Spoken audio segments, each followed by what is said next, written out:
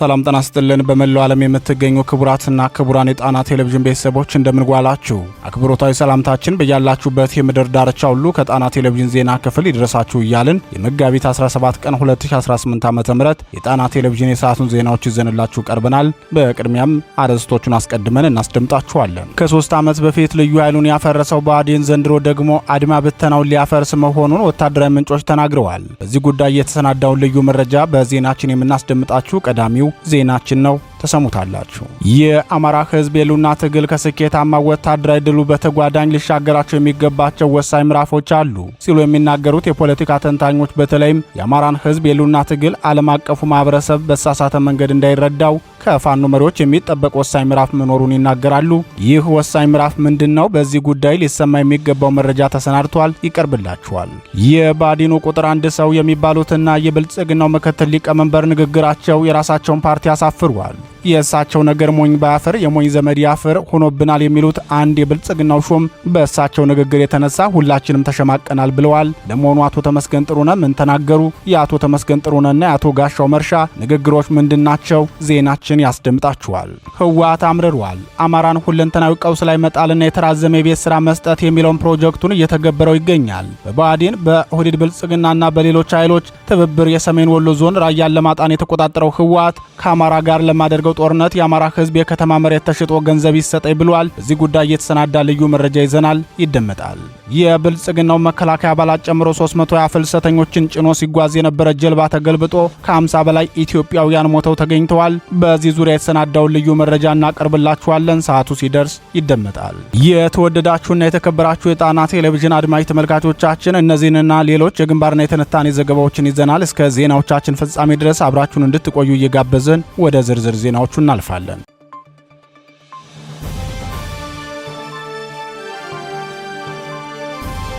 የብአዴን አድማ ብተና ሊፈርስ ነው። በአማራ ህዝብ ላይ የዘር ማጥፋት ጦርነት የከፈተው የብልጽግናው ስርዓት ከ3 ዓመት በፊት የክልሉን ልዩ ኃይል እንዳፈረሰው ሁሉ ዘንድሮም የብአዴንን አድማ ብተና ሊያፈርስ መሆኑ ታውቋል። ይህን ውሳኔ ለማስፈጸምም የብልጽግናው ሰራዊት ምክትል ኤታማዦር ሹም ጄኔራል አበባው ታደሰ ኃላፊነት ተሰጥቷቸዋል። የአማራ ክልልን በኮማንድ ፖስት እየመሩት ያሉት ጄኔራል አበባው ታደሰ የብአዴን አድማ ብተና ተበትኖ ወደ መከላከያ እንዲገባ የሰጣቸውን ትዕዛዝ ለክልሉ አድማ ብተና ኃላፊዎችም እንደተነገራቸው ምንጮቻቸው ገልጸዋል። የአማራ ክልል አድማ ብተና ምልመላና ስልጠና እንዳያደርግ ከወራት በፊት የብልጽግናው ሰራዊት ኤታማዦር ሹም ብርሃኑ ጁላ መናገራቸው አይዘነጋም። አሁን ደግሞ በጦርነቱ ከሞትና ከጉዳት የተረፉትን አድማ ብተና አባላትን ወደ መከላከያ እንዲቀላቀሉ መመሪያ መውረዱን ምንጮቻችን ይናገራሉ። የብልጽግናው ስርዓት የሰራዊት መመናመንና የተተኪ ኃይል እጥረት ስለገጠመው የአማራ አድማ ብተናን ወደ መከላከያ በማስገባት ለሀገር ውስጥ የእርስ በርስ ጦርነትና ከጎረቤት ሀገራት ጋር ለሚደረገው ጦርነት ዋና እግረኛ ኃይል ለማድረግ አስቧል። ከዚህ በተጨማሪም የብልጽግናው ሰራዊት የአማራን ህዝብ እርስ በርስ የማጋደል ግቡ በቀዳሚነት እየተጠቀመ ያለው የብአዴንን ሚልሻና አድማ ብተና መሆኑ ይታወቃል።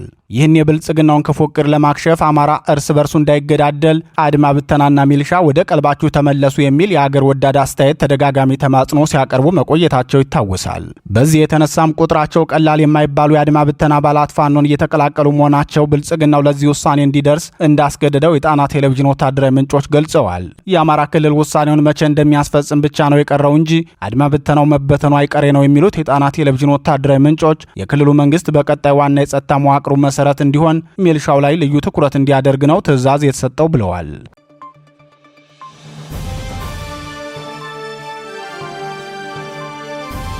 ከውጊያው ባሻገር በሌላኛው ግንባር የአማራ ህዝብ የተከፈተበትን ስርዓታዊ የጥላቻ ትርክት ወለድ የዘር ማጥፋት ጦርነት በህዝባዊ የትጥቅ ትግል እየተፋለመ ይገኛል። ህልውናውን ለማስከበር የሚያደርገውን ህዝባዊ የትጥቅ ትግል በወታደራዊ ሜዳው ብዙ ስኬቶች የተመዘገቡበትን ጉዞ ቢያደርግም ገና ያልተሻገራቸው እልፍ ማይሎች ከፊቱ ተደቅነውበታል። የፋኖ መሪዎችና የትግሉ ሂደትን በቀጣይ ሊሻገሩት የሚገባው ምዕራፍ ደግሞ የዲፕሎማሲው መስክ መሆኑን የፖለቲካ ተንታኞች ይናገራሉ። በዚህ ዘመን የዲፕሎማሲ ድጋፍ የሌለው ማንኛውም ትግል ከግቡ ለመድረስ እንደሚቸገር የገለጹት ተንታኞቹ ፋኖን በህልውና ትግል ጉዞ ዲፕሎማሲን ልዩ ትኩረት ሰጥቶ ሊሰራበት እንደሚገባ፣ ለዚህም በዋናነት በውጭው ዓለም የሚኖረው የአማራ ዲያስፖራ በጎ ሚና ሊጫወቱ እንደሚያስፈልግ ገልጸዋል። የአማራ ፋኖ ብሔራዊ ንቅናቄ ከወታደራዊ ተጋድሎ በተጓዳኝ የፖለቲካና የዲፕሎማሲውን ዘርፍ በሚገባ ሊሰራበት እንደሚገባ የሚናገሩት የፖለቲካ ተንታኞች በተለይም የአማራን ሕዝብ የህልውና ትግል በምዕራባዊው ዓለም ተገቢውን ትኩረትና ዋጋ እንዲሰጠው ከአፋብን መሪዎች ሁሉን አቀፍ ኃላፊነት እንደሚጠበቅ ተናግረዋል። በአሁኑ ወቅት ኢትዮጵያ በሁሉም አቅጣጫ የፖለቲካ ቀውስ የተከሰተባት ሀገር ናት። የጎረቤት ሀገር ወዳጆች አሏት የሚያስብል ምንም መረጃ የለም ሲሉ አስተያየታቸውን የሚሰጡት የአደባባይ ምሁሩ ዶክተር አክሎግ ቢራራ ናቸው። ዶክተር አክሎግ መልእክታቸውን መስጠት ሲጀምሩም የአማራ ፋኖ ብሔራዊ ንቅናቄ መከተል ያለበት የውጭ ግንኙነት ፖሊሲ በአማራ መሪዎች በተለይም በታላቁ ሀገር ወዳድ ጀግና፣ አስተዋይ፣ ሁሉን አስተናጋጅ መሪ በአጼ ምኒልክ የተመሰረተው መር ነው ሲሉ ይናገራሉ። በኢትዮጵያና በምዕራባውያን በተለይም በኢትዮጵያና በአሜሪካ መካከል የዲፕሎማሲ ግንኙነትን ያስጀመሩት ታላቁ ንጉሥ ዳግማዊ ምኒልክ ናቸው። በእርግጥ ቀደም ብሎ ከፖርቹጋል፣ ከእንግሊዝ፣ ከግብፅ፣ ከጣሊያን፣ ከፈረንሳይና ቱርክ የመሳሰሉት ሀገራት ጋር ኢትዮጵያ በአማራ ተወላጅ ንጉሳውያን አማካኝነት ዲፕሎማሲያዊ ግንኙነት መስርታ ቆይታለች። ታላቁ ንጉሥ ዳግማዊ አጼ ቴዎድሮስም ቢሆኑ ከእንግሊዛዊቷ ንግሥት ቪክቶሪያ ጋር ያደረጓቸው የደብዳቤ ልውጦችና ግንኙነቶች የዲፕሎማሲ መልክ የነበረው ነው። በዘመናዊ መንገድ ኤምባሲና ቆንጽላ ተከፍቶ ኢትዮጵያ ከተለያዩ ሀገራት ጋር ስትገናኝ በቅድሚያ ጣሊያን፣ ከዚያ ፈረንሳይ፣ ቀጥሎ እንግሊዝና በአራተኛ ደረጃ አሜሪካ ኤምባሲዎቻቸውን አዲስ አበባ ላይ የከፈቱት በንጉሠ ነገሥት ዳግማዊ ምኒልክ መሪነት ነው። ንጉሱና ሰራዊታቸው አድዋ ላይ ድል ማድረጋቸውን ተከትሎ ከአሸናፊው ንጉሥና አሸናፊዋ ኢትዮጵያ ጋር ወዳጅነትን እንፍጠር ብለው ተሽቀዳድመው ኤምባሲ የከፈቱት ምዕራባውያኑ አገራት ናቸው። ሩሲያም ተከታዩን ደረጃ በመያዝ ከኢትዮጵያ ጋር በዘመናዊ የዲፕሎማቲክ መስክ የተወዳጀች አገር ናት። እነዚህ ሁሉ ሀያላን አገራት ወደ ኢትዮጵያ እንዲመጡ ምክንያት የሆናቸው የንጉሠ ነገሥቱ አሸናፊነትና በጦር ሜዳው ያሳዩት ርኅራኄ ነው ሲሉ ዶክተር አክሎግ ይናገራሉ። በመሆኑም ይላሉ ዶክተር አክሎግ ቢራራ ለአማራ ፋኖ ብሔራዊ ንቅናቄ የውጭ ግንኙነት ጉዞውን አስመልክቶ ምክረ ሀሳባቸውን ሲያስቀምጡ በዚህ ሰዓት በአገር ውስጥ ሰላም፣ እርጋታ፣ ፍትህና የዲሞክራሲ ስርዓት ስኬታማ እንዲሆን ማስተጋባት የኢትዮጵያ ዋና ፈተና የፖለቲካ ቀውስ መሆኑን አስረግጦ መናገር፣ ህዝብን ማሳመን፣ የጎረቤት ሀገሮችም እንዲያውቁ ማድረግ ይገባል ይላሉ። በአሁኑ ሰዓት ፋኖ ከፍተኛ እድል አጋጥሞታል የሚሉት ዶክተር አክሎግ ቢራራ የተባበሩት አረብ ኤሚሬቶች መንግስት በኢራን የተደበደበ ስለሆነ የመንግስት ተጨማሪ ድሮን ወይም ነዳጅ ለአብይ አህመድ አያቀርብም። ይህ እድል ነው፣ መባከን የሌለበት እድል ነው ሲሉ ይናገራሉ። ሌላው አስተያየት ሰጪ የፖለቲካ ተንታኝ በበኩላቸው የአማራ ፋኖ በዋናነት የኃይል አሰላለፍና የጠላት ልየታ ላይ ከፍተኛ ጥንቃቄ ማድረግ እንደሚገባው ምክረ ሀሳባቸውን ያስቀምጣሉ።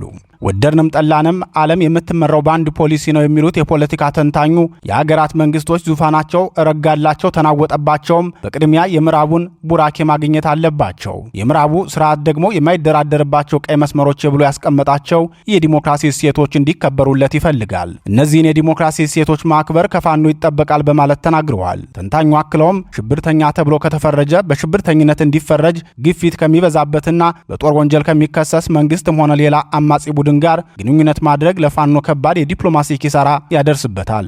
በዚህ ጉዳይም የፋኖ መሪዎች ብቻ ሳይሆኑ ራሱ የፋኖ ታጋዩና የአማራ ህዝብም ለመሪዎቹ ሐሳብ ሊሰጣቸው ይገባል። ምክንያቱም ከነዚህ ቡድኖች ጋር መገናኘትና አሰላለፍን ማስተካከል ፋኖ መሪ የአማራ ህዝብ የሉና ትግል የተነሳበትን የትግል ምሰሶዎች በዓለም አቀፉ ማህበረሰብ እውቅና እንዳያገኝ ምክንያት ይሆናል በማለት አስተያየታቸውን አጠቃለዋል።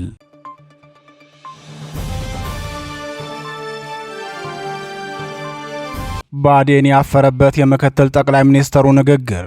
የብአዴን ቀዳሚ ሰው የሚባሉትና የብልጽግናው ምክትል ሊቀመንበር ተመስገን ጥሩነህ የምርጫ ቅስቀሳ ለማካሄድ ባህር ዳር በተገኙበት ወቅት የተናገሩት ንግግር ብአዴን ያፈረበትና የደነገጠበት እንደሆነ ተገለጸ።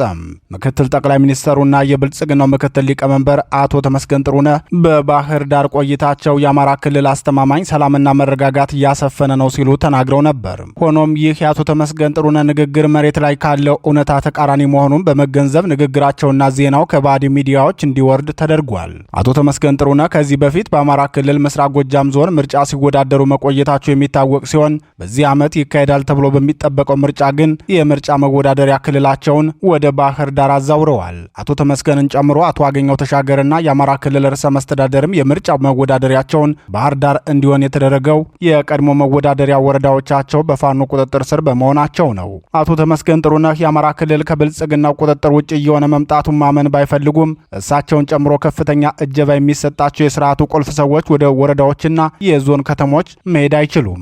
የምርጫ ቅስቀሳ አደርጋለሁ ብለው ባህር ዳር የተገኙት አቶ ተመስገንም ክልሉ በብልጽግና ቁጥጥር ስር ነው የሚል ፕሮፓጋንዳ ለመስራት በሳይክል እየተጓዙ ምስል መልቀቃቸው ይታወሳል። ባህር ዳር ላይ ሲንቀሳቀሱም ከፍተኛ እጀባና ጥበቃ ያስመደቡት አቶ ተመስገን የአማራ ክልል አስተማማኝ ሰላም እየሰፈነ ነው ብለው መናገራቸው መንግስትን ታማኒነት የሚያሳጣ ነጭ ውሸት ስለሆነ ንግግራቸው ከሚዲያዎች ይውረድ የሚል ትዕዛዝ በመተላለፉ ዜናው ከሚዲያዎች ተነስቷል። በቀጣዩ ምርጫ የብልጽግና ዋና ተቀናቃኝ የሆነው ቅንጅት የሚባለው ፓርቲ በአማራ ክልል ምርጫ መካፈልም ሆነ የምርጫ እንቅስቃሴ ማድረግ አልቻልኩም ሲል ያሳወቀው በያዝነው ሳምንት ነው። አንዳንድ የክልሉ ዞኖችና በርካታ ወረዳዎች በፋኖ ቁጥጥር ስር ሲሆኑ ብልጽግናውም ከወረዳ ወደ ወረዳዎች በሚፈልገው መንገድ ተዘዋውሮ መምራትም ሆነ የምርጫ እንቅስቃሴ ማድረግ አልቻለም። እውነታው ይህ ሆኖ ሳለ አቶ ተመስገን ጥሩነህ ግን እንደ ፖስታ ቤት ምክትል ዳይሬክተሩ አቶ ጋሻው መርሻ የአማራ ክልል አስተማማኝ ሰላም እያሰፈነ ነው ብለው መናገራቸው ራሳቸውን ለትዝብት ከማጋለጣቸውም ባለፈ ብአዴንንም ያሳፈረና ያስደነገጠ መሆኑን አንድ የብልጽግናው ሹም ለጣና ቴሌቪዥን ተናግረዋል። የአብን አመራርና የፖስታ ቤት ምክትል ዳይሬክተሩ አቶ ጋሻው መርሻ በቅርቡ ከቢቢሲ አማርኛ ጋር ባደረጉ ቃለ ምልልስ የአማራ ክልል 95 በመቶ ሰላም የተረጋገጠበት ነው ብለው መናገራቸው አይዘነጋም። ሆኖም በዚህ ንግግራቸው ጠንካራ አስተያየት የደረሰባቸው አቶ ጋሻው መንግስት ሕግ ለማስከበር ተገቢውን አቅሙን አልተጠቀመም ብለው በአማራ ሕዝብ ላይ የተፈጸመውን የድሮን ጥቃትና የተፈጸመበትን የጦር ወንጀል አሳንሰው መግለጻቸው ይታወሳል። አቶ ተመስገን ጥሩነህም የአማራ ክልል አስተማማኝ ሰላም እያሰፈነ ነው የሚለው ንግግራቸው መንግስትን ታማኒነቱን የሚያሳጣ ነጭ ውሸት ነው የሚል ወቀሳ ካስተናገዱ በኋላ በቀጣይ ምን አይነት አስተያየት ይሰጡ ይሆን የሚለውን ወደፊት እናያለን።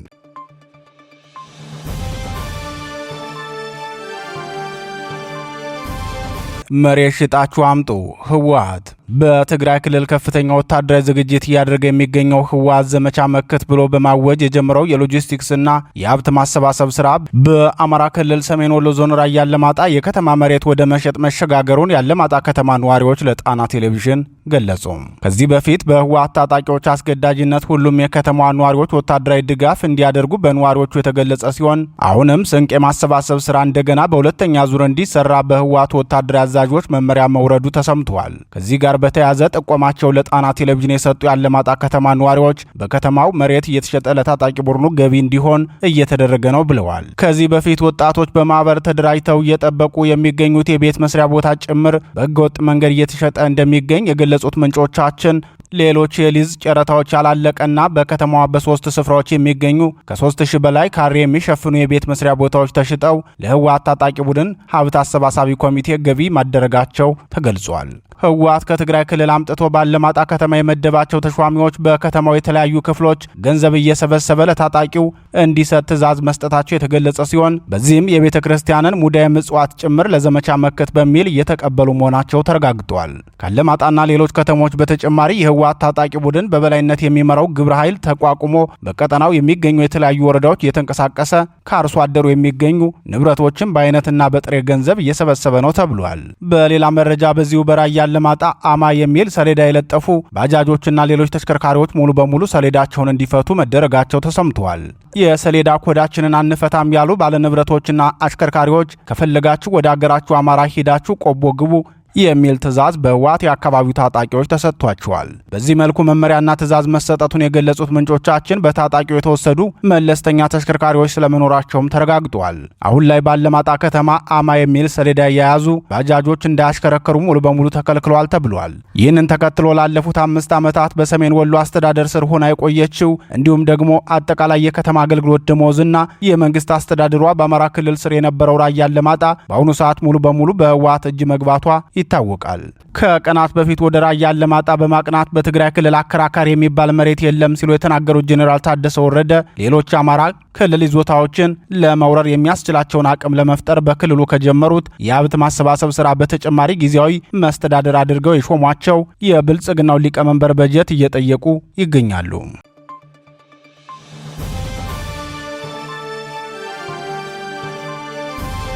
ኢትዮጵያውያን ፍልሰተኞች በጅምላ ሞተው ተገኙ።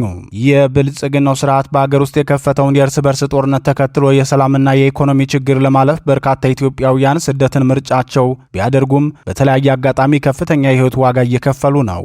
320 ሰዎችን አሳፍሮ በሚጓዝ ጀልባ ውስጥ ከነበሩት ኢትዮጵያውያን መካከል 9 ወዲያውኑ ሲሞቱ 45 የሚሆኑት ደግሞ እስካሁን አስከሬናቸውም አልተገኘም። ዓለም አቀፉ የስደተኞች ጉዳይ ድርጅት IOM ይፋ ባደረገው የስደተኞች የእልቂት መረጃ በጅቡቲ በኩል ወደ ሳውዲ አረቢያ የሚጓዙ ኢትዮጵያውያን ቁጥር በየቀኑ እየጨመረ ነው ብሏል። ትናንት በጀልባ የሞቱትን ጨምሮ በጉዞ ላይ ከነበሩ 320 ተጓዦች መካከል የብልጽግናው ሰራዊትና የህወሓት ታጣቂ ቡድን አባላት እንደሚገኙበት ለጣና ቴሌቪዥን የደረሰው መረጃ ያመላክታል። የብልጽግናው ስርዓትና ህወሓት ወደ ጦርነት ለመግባት እየተዘጋጁ ባሉበት በዚህ ወቅት የሁለቱም ጦረኛ ኃይሎች ተዋጊዎች ስደትን ምርጫቸው አድርገዋል። በርካታ የብልጽግናው ሰራዊት አባላት ትጥቃቸውን እየሸጡ አስቸጋሪውን የአረብ ሀገር ጉዞ ምርጫቸው ካደረጉ ቆይተዋል። ከዚህ በፊትም በዚህ መንገድ ስደትን ምርጫቸው በማድረግ ወደ የመን ተጉዘው በአስቸጋሪ ሁኔታ ውስጥ መሆናቸውን ካሳወቁ በሺ የሚቆጠሩ ፍልሰተኞች መካከል የብልጽግናው ሰራዊትና የህወሓት ታጣቂ ቡድን አባላት እንደሚገኙበት ጣና ቴሌቪዥን መግለጹ አይዘነጋም። በዚህ ህገወጥ የሰዎች ዝውውር ሰንሰለት ውስጥ ደግሞ የብልጽግናና የህወሓት ጦር መሪዎች እንደሚገኙበት ምንጮቻችን ይናገራሉ። የብልጽግናው ሰራዊት የሱዳንን ኮሪደር ዋና የሰዎችና የቁም እንስሳት ማዘዋወሪያ የሰዎች አካል ማስተላለፊያ ቀጠና ማድረጉን በተከታታይ መዘገባችን ይታወሳል። በጅቡቲው ኮሪደር ደግሞ የብልጽግናው ጄኔራሎች ነዳጅ፣ ጨውና ማዳበሪያን ጨምሮ ሌሎች ሸቀጣሸቀጦችን ኮንትሮባንድ የሚነግዱበት መስመር ያደረጉት ሲሆን የሰዎች ዝውውር ደግሞ ሌላው የወንጀል መስመራቸው የሚያከናውነው ተግባራቸው ነው። ዓለም አቀፉ የፍልሰተኞች ጉዳይ ድርጅት IOM ዛሬ ማለዳ ይፋ ባደረገው መረጃ በጅቡቲ የባህር ዳርቻ አቅራቢያ ከትናንት በስቲያ ከሰጠመች ጀልባ ውስጥ ከነበሩ ስደተኞች መካከል 9 መሞታቸውን ማረጋገጡን ገልጿል።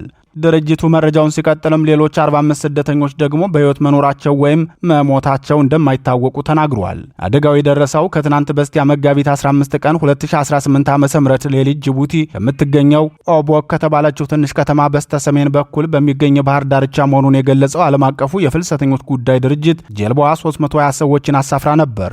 የምስራቅ መስመር በሚባለው በዚህ የፍልሰት መንገድ ከሚሰደዱት አብዛኞቹ ከኢትዮጵያ የሚመጡ ናቸው። በዚህ መስመር ጉዞ ጀምረው ባህር ላይ ከሚሞቱት ፍልሰተኞች መካከል በ2024 የ922 ስደተኞች ሕይወት አልፏል። ይህም እስከዛሬ ከተመዘገበው ሞት ከፍተኛው ነው ሲል አስታውቋል።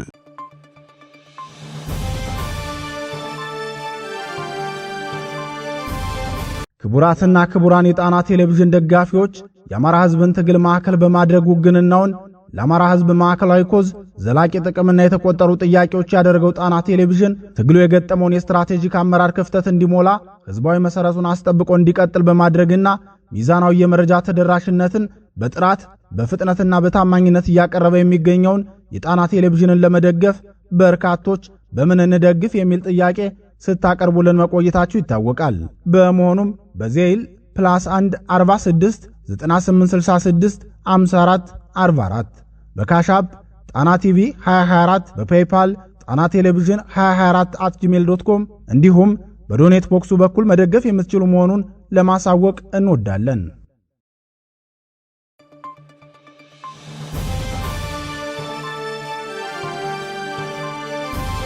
ክቡራትና ክቡራን የጣና ቴሌቪዥን አድማጭ ተመልካቾቻችን ዜናችን የተከታተላችሁትን ይመስል ነበር። በምሽቱ የዜና ወጃችን እስከምንገናኝ በዚሁ ተሰናበትን። ጤና ይስጥልን።